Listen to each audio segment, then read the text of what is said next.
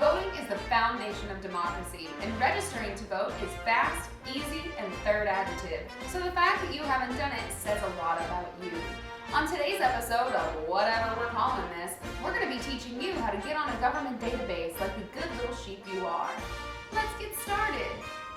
Before we get too into this, I should tell you that unless you're in one of the states listed, you've already missed your deadline. Way to go, genius. Some states will still allow registration on election day, but you're too irresponsible to vote, so I'm not going to tell you which ones. Voting is a sacred right. So sacred that women weren't allowed to do it until the 1920s, because apparently you had to push the buttons in the voting booth with your penis. So let's see if you have what it takes to do your solemn duty. 1. Are you a United States citizen? Non-citizens can't vote. Well, they can vote, but they shouldn't. Well, they should, but in the country that they're a citizen of. If that country has elections. It might not. 2. Are you going to be 18 on election day? 3. Are you a resident in the county in which you submit your application?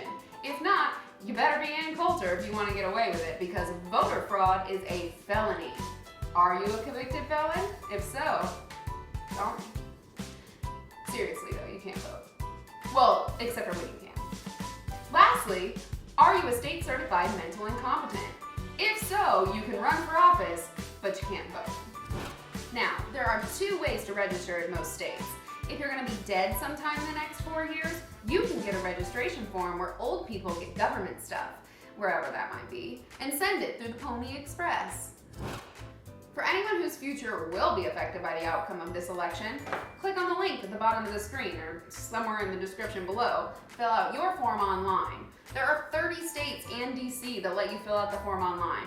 Everyone else has got to mail it in. Then, all you'll need to do is fill out the information that it asks for, which usually varies by state. Typically, it'll be your name, birthday, primary address, party affiliation, and it'll have you confirm your eligibility to vote. Some states also want a photo ID and ethnicity so they can properly gerrymander. Once that's done, submit the form and trust that the system will work. It's at this point that we would normally try to convince you to go get out there and vote, but unless you live in a swing state, the Electoral College makes your vote meaningless. So this November 8th, feel free to lie to family and friends and go eat froyo for 2 hours instead.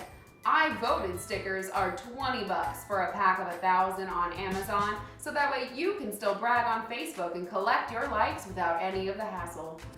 That's it for this week's episode. Tune in next week, or don't. It literally has no effect on you.